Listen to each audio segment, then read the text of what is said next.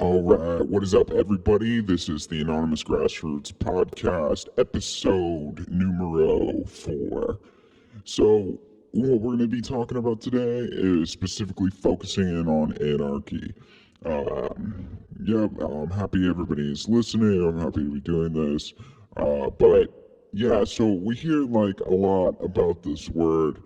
People just throw this word out there, anarchy, like especially when they're describing what's going on in Portland and around the world with the Antifa pussies out in all the other places that they just suddenly show up. And when we show up, in mass numbers, we get absolutely no mainstream media coverage. But when they first showed up in Denver, as a reaction to what the Anonymous was doing, what we were doing with every fifth, then suddenly 6 of them show up and they get tons of coverage. Well, people, will not buy that. So that's why the Denver Post collapsed. They're like, hey, I was in stop traffic last night and there was all these people with Guy Fawkes masks walking by, and the next day I didn't see anything in the news about it or anything ever. And then if I did see it, it was always spun some way that isn't true, because that's what the fake media is. And the reason, it's simple. The reason why that fake news exists is because over time, news companies, media companies, incorporated. They became corporations. They became publicly traded entities. And when that happens, corporations' sole purpose is to generate as much revenue for the shareholders. Now, usually in capitalistic markets, we see that they become more efficient when they become capital, when they become corporations and they become publicly traded. But in the case of media, that's not true, because you can sensationalize the news. Either way, so that if you sell, people are like candy. Like, you buy candy's something everybody likes pretty much. You're like, oh, I can't eat candy anymore because my teeth, but that doesn't mean you don't want to eat candy. And that's what sensationalist media is. That's what, so we're in a drive to the bottom, right? We're gonna remove all the intellectual ideas. We're gonna let companies and support companies that can't spell name right, of their company, like a company like Stars. Instead of an S, they have a Z. And your kid grows up and you're like, oh, I thought that goes to school, I thought you could spell stars with a Z or an S. And then it's like, oh, you're retarded.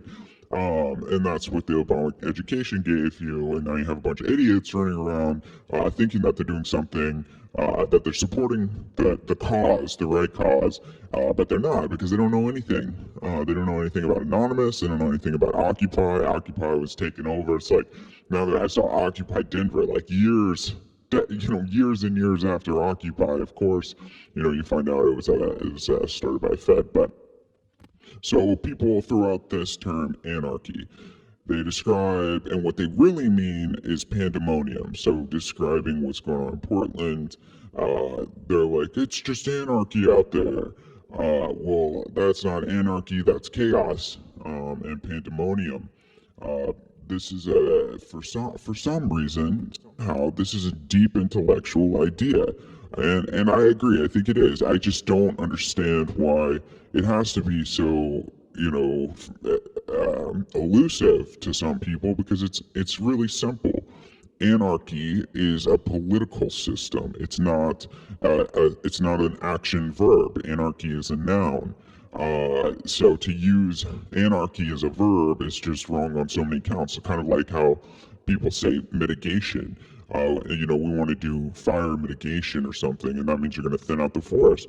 Now, they call fire mitigation it's an actual thing that you can buy from arborists. They'll come to your property, they'll cut, any trees that are down, they'll remove it. So when Trump's talking about the forests need to be cleaned up, he's talking about fire mitigation. But this term mitigation is specifically a legal term, which means minimizing damages in a litigation. And so it's a legal term. And anarchy is a political term. It's so you have a couple of different theories. You're going to have socialism, which is synonymous with Marxism, which is synonymous with with democracy. It's far left. And then you have anarchy is another one,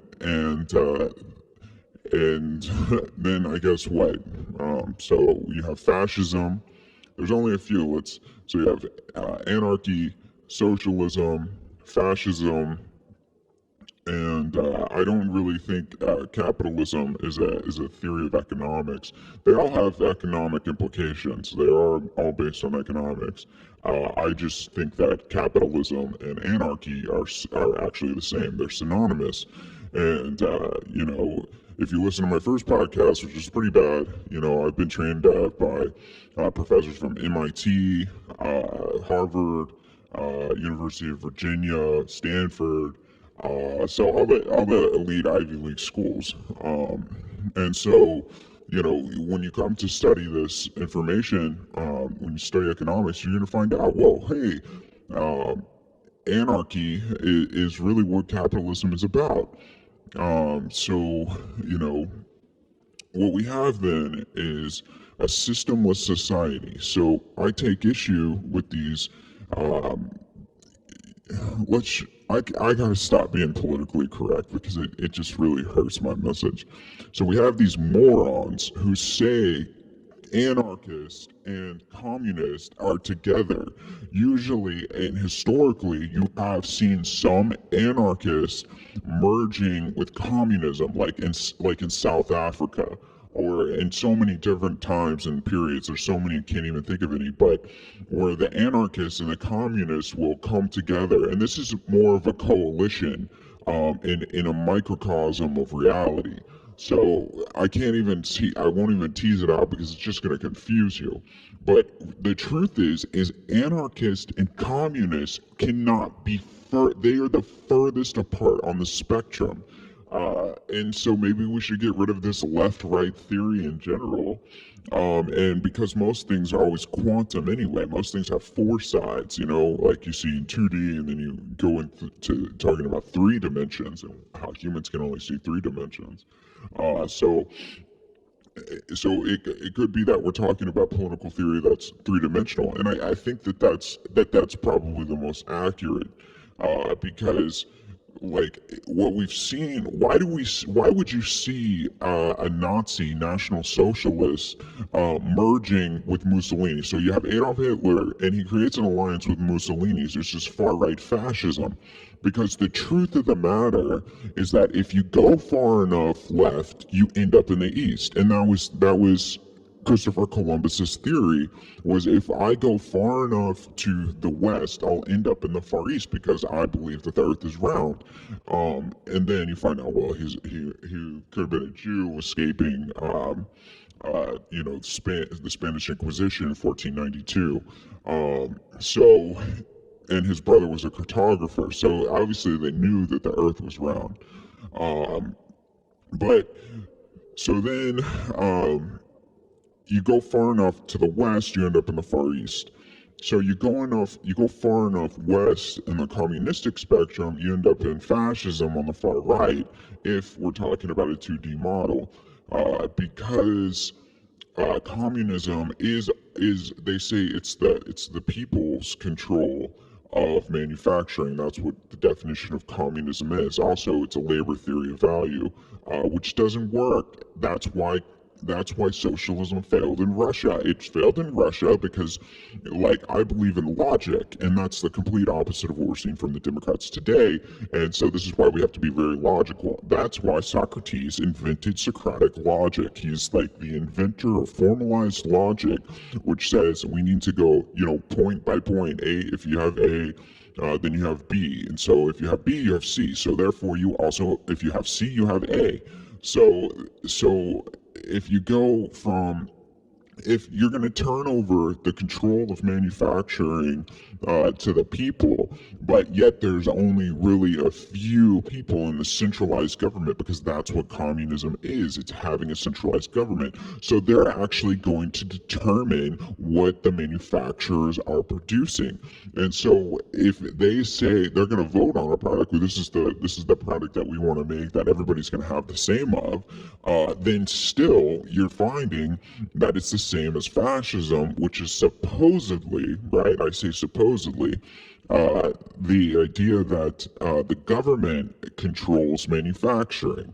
Well, what's the difference between that and what I just described? Isn't the government in communism also prescribing what's going to be manufactured under socialism? And that's true. And so this is why it's not really about an actual intellectual system, like we've seen many of the great philosophers of the past, few centuries, like John Locke, come up with these ideas that have led into this real understanding of that anarchy is the ultimate political theory system.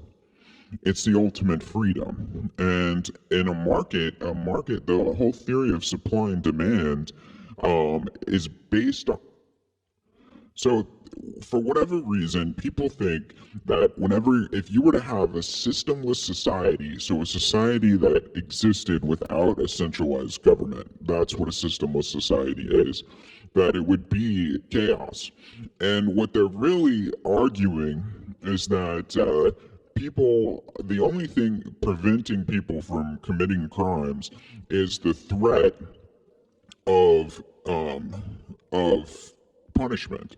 So, and that's almost never the case. Almost all serious crimes, all crimes are committed with the knowledge that, one, they could get in trouble, but actually most serious crimes are committed out of in the moment. There's rarely premeditation and murders, unless it's a serial killer. But usually what it is, two guys get into a fight, or one pulls out a gun, or, there's no premeditation there. So it's almost never the case that somebody won't do a crime due to the threat of punishment.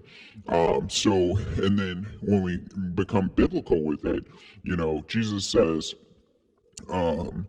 that in the end, in the time to come, that everyone will know God, and no one will have to teach his neighbor. No one will be the judge over his neighbor. So that is a system of anarchy, and that I think is a pure system of anarchy. But what we find is that if people that are given the responsibility, then they're more willing to meet that responsibility than they are to abuse it. Like, you give somebody, you entrust somebody with more authority or with more responsibility, they're going to have a different reaction out of respect. Rather than this command and control system. And I've always argued this. I've always been passionate about that ever since high school, because it was like, I need to go to the bathroom. Why do I have to get permission? I have to get my book signed in order to go to the bathroom. And then while I'm out getting my book signed, somebody's going to come along and going to enforce it. Now, that doesn't mean I have a problem with authority. Authority figures, I think, are very important. I think that's why you have parents. And that God designed us to have an authority figure that stands in as a representation for God in our minds. But it just never made sense to me that I had to get permission to go to the bathroom, and then get enforced by it. And then you find out you get to college, or you go to a different school, or you go to a private school, and suddenly those restrictions are loosened, and now you're no longer as apt. You just have more. It's more of a natural relationship that you can freely go use the restroom in the middle of class without having to have permission. Now, so this system of anarchy actually leads to a more peaceful and optimum result. The bottom line is that anarchist and communist do not get along. They're on the complete opposite end of the spectrum. And for whatever reason, whenever the baby boomer generation would hear about Occupy, they'd be like, "Oh, they're communists. They're requesting the direct redistribution of wealth from the 1% to the lower percent, and the upper echelon can give it away. That's not actually the case. That's not what I was arguing for, and a lot of people that were like-minded like me. Now, the people who are out there, Antifa, are attacking them. I mean, look at the fruits of their labor. They're tearing down statues. That's not a peaceful protest. Whereas Occupy, what's the most famous picture from Occupy? It's a ballerina on top of the bull on Wall Street. This is completely passive resistance. So even though it was started by feds, and even though a lot of the Antifa people who are probably out there doing Antifa shit now were at the Occupy protest, they were the ones who were the problems. Not everybody was a problem. And it was actually, the Occupy movement I was at in Boston was actually really clean. It was really organized. And you would have those occasional bad apples. You're going to have bad apples, whether it's the police department, whether it's the nurses, there's negligent nurses, there's negligent doctors, there's negligent bankers, there's bad people everywhere. So we don't try and make it the case for all just because of the few bad apples. But in the system of anarchy, what the anarchists are for, or what I'm for as an anarchist, is for a fair system, a system that's merit-based. I don't want to see people getting, some people getting a fair shake and some other people getting an unfair shake, because as you already know, the system is rigged. It's a phony system of paper currency that we can manipulate and direct where that currency is going. So it doesn't have anything to do, people are so stuck on this idea that money is real and has tangible, backed by gold, or, you should buy gold. This idea, this theory of buying gold, it's a bad idea. You think that if this shit hits the fan and you're going to be okay because you have gold, you're dead wrong. So many times in history have we seen people with millions of wealth and gold and diamonds saved up, that think that they're going to be fine off, and then things hit the fan and they're pushing grocery carts of money down the street, and they're selling fine jewelry for cheaper than a glass of water. Those are the real things that are going to matter in a time of crisis. It's not gold. You're not going to be like, oh, hey, take my gold, and I'll buy something for you. No, whoever's gonna be trading that good is gonna require something tangible in a barter system. You're not gonna use coins. Right now we have this coin shortage. Why do we have this coin shortage? Probably because we're dealing with people that have a very elementary understanding of the world, and they think that if they have these coins, which is made out of copper nick, it's a copper and nickel combination or something like that. There's no actual real silver in your coin anymore. There's no real gold. There's nothing. I mean, we've totally departed from that. And what we want to do at Occupy, what I want to do, is restore a real system of order. We don't want to live in this fake world, in this fake system any longer. And so you characterize, people out there characterize anarchists with communists. You're dead wrong. We want a fair system. And actually, the things that we've seen, like what have we've been pissed off about? Oh, we've been pissed off about Big Pharma and how Big Pharma is controlling the world, and how they're using this. They're giving out prescription drugs to people that are getting our friends addicted to them that are now dead. We're against utilizing the CIA to acquire funding from the DEA through selling drugs, in the Bush family history, and working with Noriega in South America, and then using that money to sponsor black operations, and in order to destabilize countries and destabilize things. That's the type of stuff we're against. But we understand how the system works. For example, NYU recently said they weren't going to charge med students any more tuition. So in the medical field, it's a monopoly, because whoever has control over the amount of licenses for medical doctors can control the supply of the amount of doctors in the markets. And so if you have, and anybody who controls the supply is going to create a shortage that's going to artificially inflate doctors' salaries so that they make more money, because they're going to prevent free entry into that field. And so that's the type of stuff we're against. But why is NYU able to give itself free tuition? Because they have so much capital.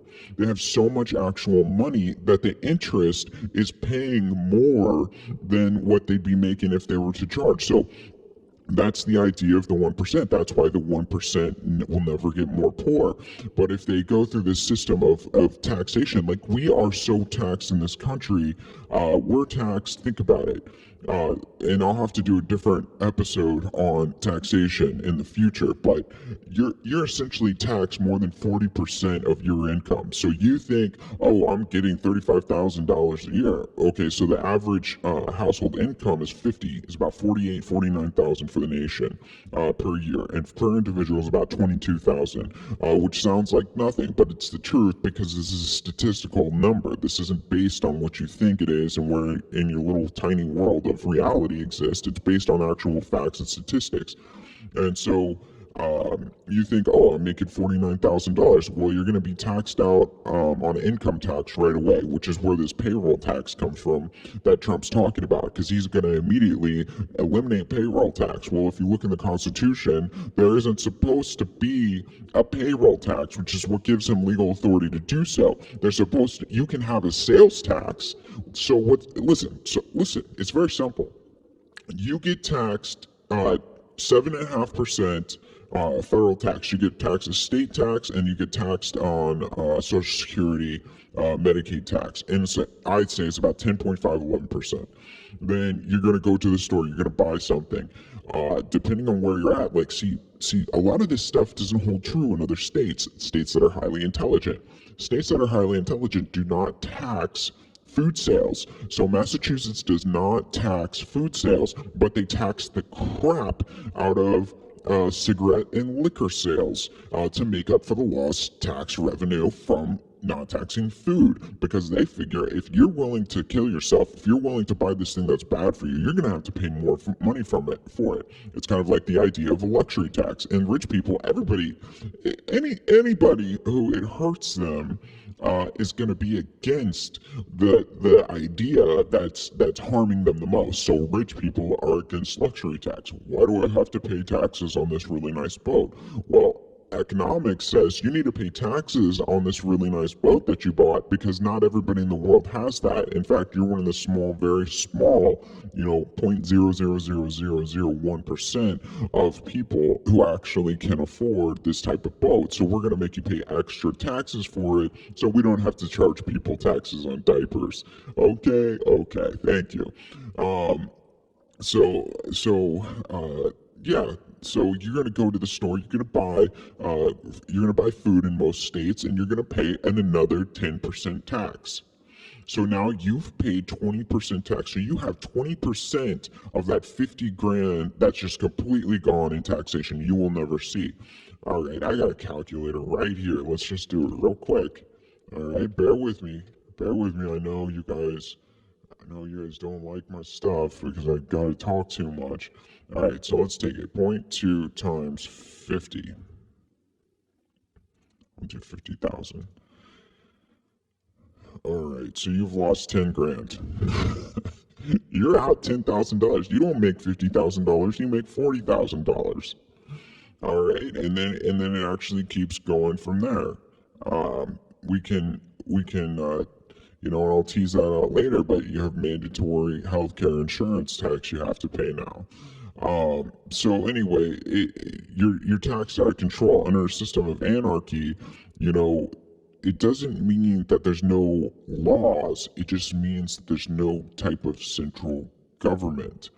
So the bottom line is if you think that anarchists and communists are in the same group, it's not true. People who are out there smashing things and breaking stuff, those are not anarchists. And in communism, in Marxist communist theory, the only way to create um, implement socialism, and the actual revolution that Marx requires is destruction of property, of revolution, to bring in the socialist system in a post-revolutionary world. That's what they're going for here. Okay, that's what's going on. Under anarchy, anarchy is very hands off. It's a very laid back approach. If you have 5 apples and you bring those apples to market, whatever somebody's willing to pay for those apples is the price, is the fair market price. But under communism, it's a fixed price. And so what happens in fixed prices, when you try and fix everything and you try to be too authoritarian, you don't have that extra amount of chaos. And this is like an idea of chaos theory. This doesn't mean like smashing things. You don't have that certain amount of inflation and deflation. You don't have those market fluctuations that you need. Everything is very prescribed. It's very fixed. Why is communism dangerous? I went on in a search to figure out why communism is so dangerous at previous times in my life, because my forefathers fought in World War One and World War Two, and I said, why would anybody hate communism so much that they would go all the way away from their happy family and their farm or whatever in order to fight this idea, and then we had like the Red Scare in Vietnam and everything like that. George Bush went to Canada, Bill Clinton went to Canada, or George Bush, he joined the National Guard and didn't have to deploy, and everybody escaped from Vietnam. So why would somebody who is volunteering, why would they do that? I wanted to find out the answer to that question. And it's because the idea of communism fails. It's too much of a micromanaged system that equalizes everybody, and what it's really about is someone else controlling you. There are people out there who are on the Kool-Aid that believe that they can control you. They have wealth envy, or they have envy of what somebody else has, and they say, look, I don't want you to have that because I can't have it. I'm not, so therefore, because in my mind I think that I can't have it, then you can't have it. And so they go after these people. But under a system of anarchy, you just let things happen. If somebody is really wealthy and they buy something really nice and they do something really amazing in this sort of capitalistic society, that's a good thing. They're providing jobs to people that were not mandated by the union. And so what happens is, with socialism, you create so much deadweight loss. You create so many under a minimum wage system. Some employers can't afford to pay their employees minimum wage. So normally they would have 9 people employed, but because you come in as the state and you demand that they pay $9.50 an hour, you're actually creating a shortage in the market because that person would be paying $4.75 an hour. And so this actually leads to great amounts of inflation. But that's going to be a story for another day. The bottom line is, anarchy is peaceful. Okay, it is not chaos. Those people who are destroying things are mostly nihilists. But anarchists themselves, it's the most peaceful organization. It's a peaceful idea that isn't dependent upon other people cooperating with you. It isn't dependent upon the work of other people. Sure, if you have a coalition, as a few anarchists get together, and this is like the idea of a collective, they all have the same sort of goals in mind. And they're all fighting for like the same thing. They all want the same thing. Then that's one thing. But to have a group of people that has, unites them for a single, that has a few individuals having the most say over the entire group. This is an authoritarian system. and it's the opposite of anarchy.